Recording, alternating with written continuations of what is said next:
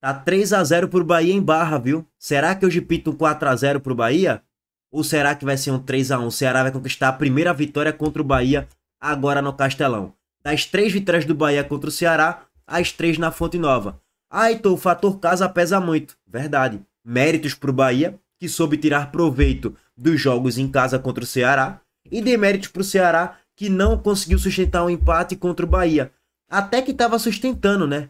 Nos últimos 2 jogos, que perdeu por 1-0. Na Série A, tomou o gol aos 50 do segundo tempo, naquele pênalti polêmico de Pedro Henrique em cima de Thiago, que na minha opinião foi pênalti, teve o contato, Pedro Henrique poderia desacelerar a passada, e aí ele não desacelera, esbarra em Thiago, para mim ele cometeu o pênalti, o Bahia vai lá e faz 1-0 aos 50, 51 minutos do segundo tempo.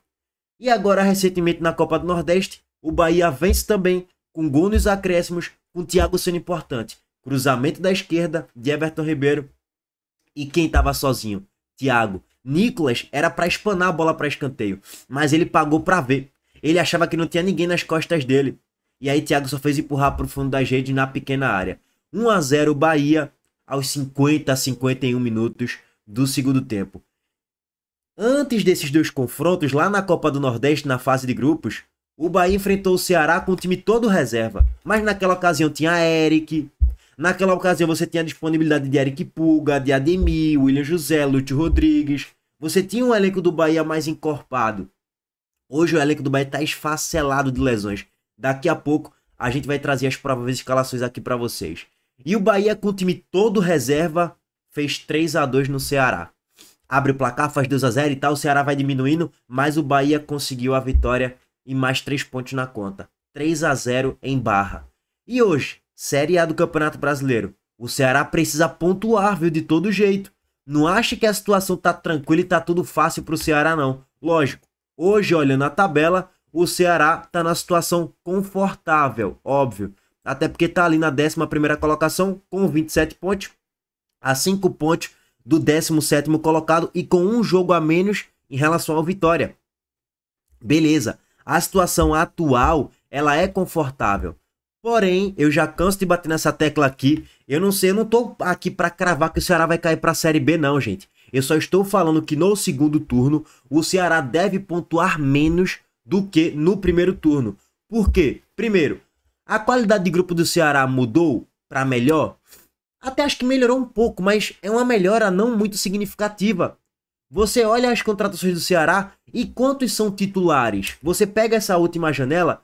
Quantos dessas contratações agora, em julho, agosto, setembro, são titulares?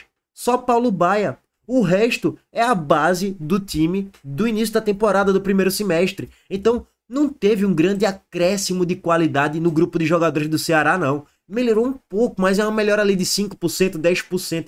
Nada de muito significativo. E a sequência do Ceará, no segundo turno, são muito mais confrontos diretos longe do Castelão, do que com o apoio do seu torcedor, 50 mil, 60 mil no Castelão. Então tu vai para outro cenário de confronto. Ao invés de tu pegar o Sport no Castelão, tu vai pegar em crise, tu vai pegar o Sport em crise, mas na Ilha do Retiro, que o próprio Ceará não conseguiu vencer, empatou de 0-0 e o Sport jogou mais do que o Ceará. Então assim, eu tô colocando aqui o Sport como exemplo de confronto. Então abre o olho o Ceará. O segundo turno é infernal. A distância ela ainda é confortável. Mas não cenário aqui que o Vitória hoje vença do Fluminense no Barradão 1-0 e o Ceará empata ou até perde do Bahia. A distância ela já pode encurtar. O Vasco joga, eu nem simulei Vasco aqui. Vamos botar uma derrota aqui, né? Vamos botar 2-1 pro Bahia. O Santos pontuando, o Vasco também, hipoteticamente, porque o Santos pega o São Paulo reservão. O Vasco pega o Flamengo e deve ter dificuldades. Então, num cenário realista, a tendência é que o 17º termine essa rodada com 23 pontos. Se o Ceará perder, a distância que era de 5 pontos passa a ser de 4 pontos. Ainda é uma distância de certo modo tranquila, mas é bom abrir o olho, porque essa distância com o tempo deve ser encurtada, tá? A sequência do Ceará é muito, mas muito difícil.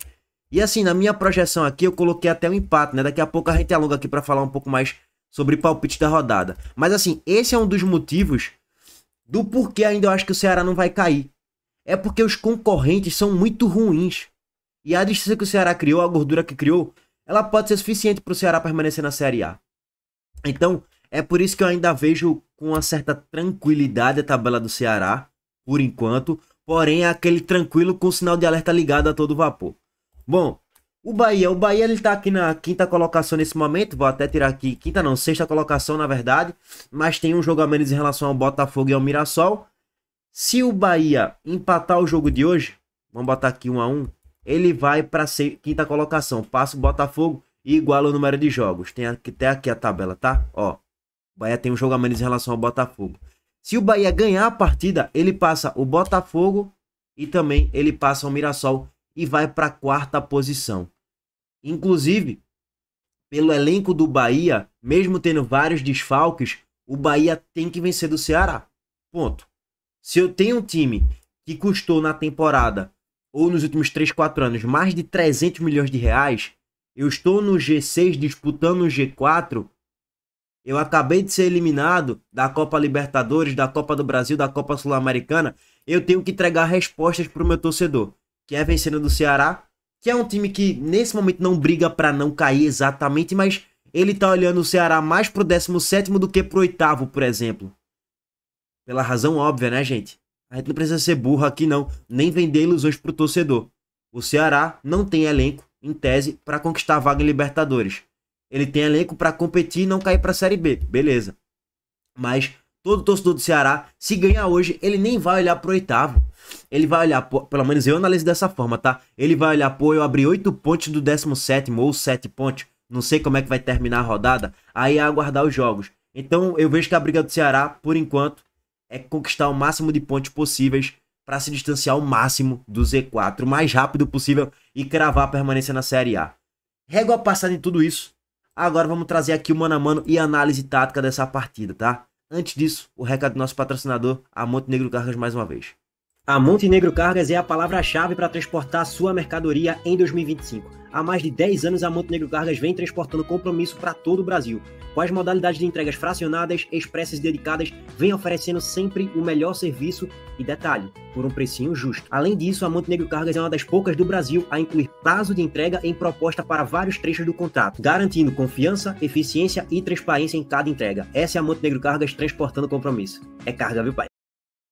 Vambora, mano a mano aqui em tela para vocês e as prováveis escalações automaticamente. Primeiro o Ceará, né? O Ceará está esfacelado, né? Cheio de desfalques, cheio de jogadores lesionados, suspensos ou por questões contratuais não vão poder jogar. Primeiro, o Ceará vai ter 3 desfalques no quinteto defensivo. Na lateral esquerda, você não vai poder contar com o Matheus Bahia por questão contratual, pertence ao Bahia. Na zaga, Marcos Vitor, pertence ao Bahia, então por questão contratual também não vai poder jogar. Na lateral direita, Fabiano Souza não vai poder jogar por questão de suspensão. E aí você vai ter Nicolas, que falhou no jogo contra o próprio Bahia na semifinal da Copa do Nordeste, e Rafael Ramos nas laterais. E na zaga, Marlon, que tecnicamente é pior do que Marcos Vitor e é mais lento também. Então, são perdas significativas para o Ceará no jogo de hoje. E aí você tem no meio campo Dieguinho, Fernando Sobral, Richardson não vai poder jogar o jogo de hoje, e Lucas Mugni tá fora também da partida, para poder entrar no segundo tempo e fazer valer a lei do ex. Além dele, Rodrigo também não vai jogar, porque foi expulso agora há pouco contra o Vasco e quase que comprometeu o resultado para o Ceará, né? O jogo estava empatado, o Rodrigo foi expulso e aí o Vasco faz o 2-1, quase faz o 3-1, mas aí o Ceará achou um gol ali aos 49 do segundo tempo com o Pedro Henrique, achou um gol, conquistou um ponto e agradecer ao Papai do Céu, porque esse ponto caiu do céu. Paulo Baia na ponta esquerda, Galeno na ponta direita e Pedro Raul de centroavante. Então, será que vai ter 3 desfalques, 4 desfalques na verdade no time titular, 3 no quinteto defensivo, 1 no meio campo, que é Richardson, e você vai ter desfalques também nos seus bancários, né? O banco de reserva do Ceará hoje vai estar mais limitado. Isso diminui a probabilidade do Ceará vencer o jogo, é óbvio. E o Bahia tem 500 desfalques também, né? O Bahia não vai poder contar com o Eric, que já tá lesionado há 500 anos, não vai poder contar aqui também, ó, com Ademir, Canu, Juan Pablo, Caio Alexandre, David Duarte, Eric Puga e João Paulo por lesão. Todos esses jogadores não vão poder jogar a partida. Bizarro, né, velho? O Bahia, ele sofre muito com lesões, por isso que caiu tanto de rendimento, não só no resultadismo da coisa, mas também no desempenho. E aí o Bahia deve ir com Ronaldo no gol, Mingo, Gabriel Xavier, Santiago Ares e Luciano Juba, Nicolas Azevedo, Jean Lucas e Everton Ribeiro, Sanabria, Kaique e William José. Essa é a provável escalação do Bahia. E aí vamos lá, no gol, Bruno Ferreira foi mais importante, foi mais decisivo pro Ceará do que Ronaldo foi pro Bahia, positivamente falando. Bruno Ferreira até defendeu pênalti, né? Importantes aí em Copa do Nordeste, em Copa do Brasil. Então foi o goleiro mais decisivo e faz uma temporada melhor, ponto. Bruno Ferreira melhor do que Ronaldo na temporada. Na zaga, William Machado, coitado. Ele faz uma ótima temporada, mas ele tá enfrentando o Mingo, que tá ali no top 6 de um dos melhores zagueiros da Série A em 2025. Não acho o Mingo um baita de um zagueiro assim. Ah, meu Deus, tem que ser convocado para a seleção argentina e tal. Não é nesse nível, mas é um ótimo zagueiro, melhor do que, bem melhor, vou falar melhor do que o William Machado. É um zagueiro que tem sua velocidade, tem passe, tem bola longa, então, lá ele. Então assim, é melhor do que o William Machado, que faz uma ótima temporada também. Se o confronto fosse o William Machado contra Gabriel Xavier, aí seria William Machado e Santiago Mingo, na dupla de zaga. Mas aí o duelo ficou muito pesado para William Machado. Na zaga, Gabriel Xavier ou Marlon. Se a gente for analisar a temporada, Marlon jogou muito mais, teve muito mais minutos do que Gabriel Xavier. Marlon teve bons momentos e maus momentos. Vive de altos e baixos. Gabriel Xavier, eu acho ele um zagueiro mais técnico e mais rápido. Então no duelo eu ainda iria de Gabriel Xavier, por ser mais completo do que Marlon. Mas Marlon não é um mau zagueiro também não. Na lateral direita, Santiago Ares ou Rafael Ramos. Não tem comparação, né, gente? Pelo amor de Deus. Dispensa apresentações. Um tá na seleção colombiana e o outro nem cogitado pra ser titular do Ceará ele é. Então, a parte daí não precisa dizer mais nada. Na lateral esquerda, Luciano Juba Nicolas. Também, pelo amor de Deus, poupa tempo, né? Um tem mais de 7, 8 participações em gols na Série A. O outro acho que não tem nenhuma. Então, a partir daí também não tem debate nenhum, né? Pelo amor de Deus. Na volância, muito mais completo, Juba marca mais, ataca mais, abismo surreal. E pra mim deveria ser convocado para a seleção brasileira. Na volância, aí ficou ruim para Dieguinho. Dieguinho ele vai competir com o Jean Lucas. Aí é trolha. Azevedo compete com o Fernando Sobral.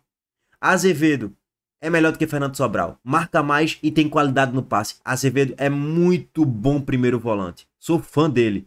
A galera às vezes olha para Azevedo como se ele não tivesse qualidade técnica com a bola no pé. O quê? Qualidade técnica ele tem para dar e vender. Muito bom primeiro volante. Lógico, o Alexandre é melhor do que ele. Mas ainda assim, Azevedo é bom volante. Se a disputa fosse Dieguinho com Azevedo, a gente poderia até pensar em colocar Dieguinho. Pela boa temporada que ele faz no Ceará. Pela brilhante temporada. Mas o duelo de Dieguinho é com o Jean Lucas, né? Segundo volante. Jean Lucas foi convocado para a seleção brasileira. Dieguinho não. Então, a partir daí não precisa nem trazer mais nenhum debate, né, gente? Pelo amor de Deus. Everton Ribeiro Lourenço. Dispensa apresentações? Pelo amor de Deus. Agora, o duelo dos pontas, né? Aqui a gente entra em um pouco mais de polêmica. Galeano e Kaique é meio que uma unanimidade que Galeano é muito mais decisivo, muito mais importante pro Ceará do que Kaique é pro Bahia. A estatística mostra isso. Galeano tem 5 gols e 2 assistências na Série A. Kaique não tem nem metade disso aí. Na Copa do Nordeste, Galeano fez 4 gols em 7 partidas. Porra, são excelentes números. Para um ponta que tem suas limitações técnicas. Eu não acho Galeano um baita de um ponta, um puta jogador, não acho. Acho um velocista, acho um cara que cumpre muito bem a sua função tática e é um oportunista, mas muito longe de ser um jogador brilhante tecnicamente. Mas ganha de Kaique porque é fazedor de gols, né? Kaique não é. Paulo Baia ou Sanabria, polêmica, e William José e Pedro Raul, polêmica também. Vamos lá, Paulo Baia, do pouco que eu acompanhei Sanabria e do que eu vi dos números dele, ele é um jogador muito rápido, muito driblador, dribla até mais do que Eric Puga e automaticamente dribla até mais do que Paulo Baia. Ele leva vantagem nesses fundamentos. Mas no fundamento da finalização, Paulo Baia leva vantagem. É mais finalizador de jogadas do que o próprio Sanabria e cobra a falta melhor. Então assim, para decidir no lance, eu sou mais Paulo Baia do que Sanabria. Eu sei que é muito pouco a gente avaliar Sanabria ainda porque ele teve pouca minutagem. São 2 jogos só com a camisa do Bahia, então nem dá para avaliar tão bem assim ainda. No longo prazo, eu queria ter Sanabria no meu time do que Paulo Baia. É óbvio que sim, isso é meio óbvio para todo mundo. Mas hoje, para finalizar uma jogada, eu ainda sou mais Paulo Baia. É polêmica essa, tá? Eu concordo que é polêmica. A polêmica vai falar, não, é Sanabria, pô, tá maluco? Entendo. E aí no setor de centroavante, os dois têm números muito semelhantes na temporada. Os dois participaram numa média ali de 15 a 17 gols por volta disso. Se você for pegar a média de participações de gols de Pedro Raul e William José, é bem semelhante. Só que o William José ele tem mais a posse de bola com o seu domínio, tem mais chances do que o próprio Pedro Raul na média na temporada. Então, é um duelo muito complexo. Mas olhando a estatística crua e nua, né, dos números. Agora você vai olhar a qualidade de cada um deles. Para mim, o William José tem um passe melhor do que Pedro Raul. Cobra a falta, o Pedro Raul não cobra a falta. Pelo menos no Ceará pouco fez isso na temporada inteira. O William José cobra mais falta do que Pedro Raul. Não que o William José é um exímio cobrador de faltas, mas ele cobra falta. Finaliza melhor, nem sei se dá pra colocar essa aspas, mas tem um passe melhor do que Pedro Raul. Não é à toa que o William José tem 5 assistências na temporada, Pedro Raul só tem uma.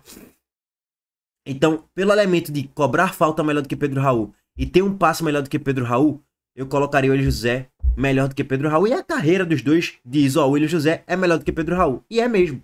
Então, eu colocaria o William José na frente de Pedro Raul, tá? Bom, finalizando, eu diria que os dois são meio que semelhantes, né? Os dois perdem gols ali e tal, enfim, normal de ser travante, normal, natural, né? Bom, sobre a questão tática rápida, tá? Eu vejo que o Bahia vai jogar com a posse de bola, vai tentar amassar o Ceará no seu campo de defesa, e o Ceará vai dar a bola pro Bahia, vai tentar jogar em transição pelas pontas, como normalmente acontece, e o detalhe é para a questão dos avanços de Luciano Juba e Santiago Arias. Quando o Bahia tem a posse de bola, Juba fecha como uma espécie de primeiro/segundo volante, e Arias ataca como um ponta praticamente. E aí você tem um trio ali com Mingo, Gabriel Xavier e Azevedo, meio que fazendo a contenção. Ou às vezes um trio ali com Arias, Gabriel Xavier e Mingo, enfim, varia, né? E aí você tem vulnerabilidade pelas pontas. E o Ceará gosta muito de atacar o espaço com pontas de velocidade. Com Baia e com Galeano. E pode gerar efeito, pode surtir efeito esse jogo do Ceará hoje no Castelão. Enfim, vamos ver quem vai ser mais eficiente, vamos ver quem vai vencer a partida. Pra mim o Ceará é favorito, não, aliás, o Bahia é favorito para vencer o jogo. Pelo elenco, repertório de elenco que tem em relação ao Ceará. E pela bola na média que já jogou. E pelos confrontos, né? Venceu 3 vezes do próprio Ceará na temporada. Então, a lógica é que dê Bahia de novo. Mas, o que é que vai acontecer no jogo? Meu palpite, 1-1. Abraço para todos vocês. Estamos de volta mais tarde para fazer análise aqui pós-jogo. Deixa o like, se inscreva no canal e ativem o sininho de notificações. Valeu, gente.